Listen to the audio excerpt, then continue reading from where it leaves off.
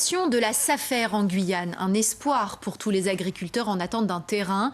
La société d'aménagement foncier d'établissement rural devrait leur faciliter l'accès à la terre.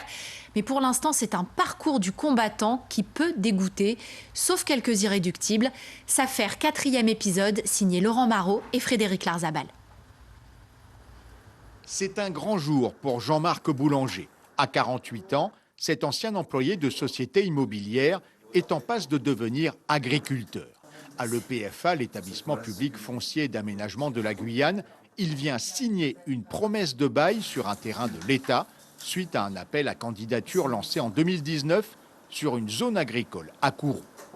C'est 6,3 hectares à Wayabo et pour faire de la culture maraîchère et vivrière, quoi. Le temps était venu de changer de direction et me reconvertir dans l'agriculture. Ça a toujours été, parce que la forêt, j'aime le vivant, quoi. J'aime la forêt, donc c'est me retrouver dans mon élément. L'an dernier, Jean-Marc a passé le brevet professionnel responsable d'exploitation agricole au lycée de Matiti. Sur les 12 stagiaires de sa promotion, il est l'un des rares à avoir obtenu du foncier. Jérémy Holder attend pour sa part depuis un an. J'ai fait une première demande au mois de mai, qui a été refusé pour occupation du terrain non répertorié. J'ai fait une deuxième demande qui, pour l'instant, n'a pas eu de réponse. J'ai aussi fait une demande à l'EPAG qui m'a répondu qu'il n'avait pas d'appel à candidature avant 2023. L'obtention du foncier n'est qu'une étape pour les agriculteurs qui s'installent. Ils doivent ensuite aménager leur terrain, souvent en pleine forêt, ici à Wayabo, à Kourou. Jean-Marc doit d'abord franchir une butte, puis marcher le long d'un couloir d'accès de 180 mètres pour arriver à la parcelle à exploiter. La partie où on est là, c'est une partie forêt secondaire. Donc ce n'est pas la forêt primaire comme on a vu à l'entrée. Il y a moins d'arbres et beaucoup plus d'arbustes qu'on peut faire au sabre et à la tronçonneuse.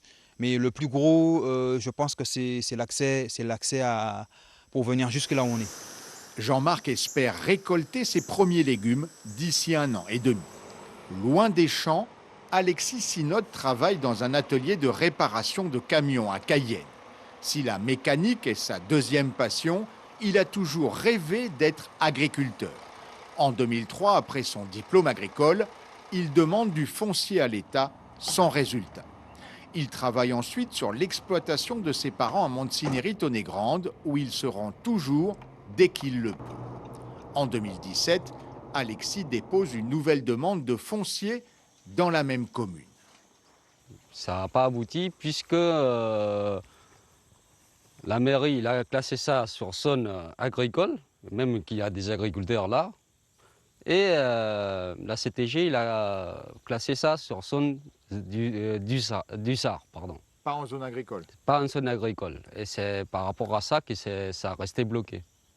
Depuis, j'essaie de trouver un terrain, mais je n'arrive pas à trouver.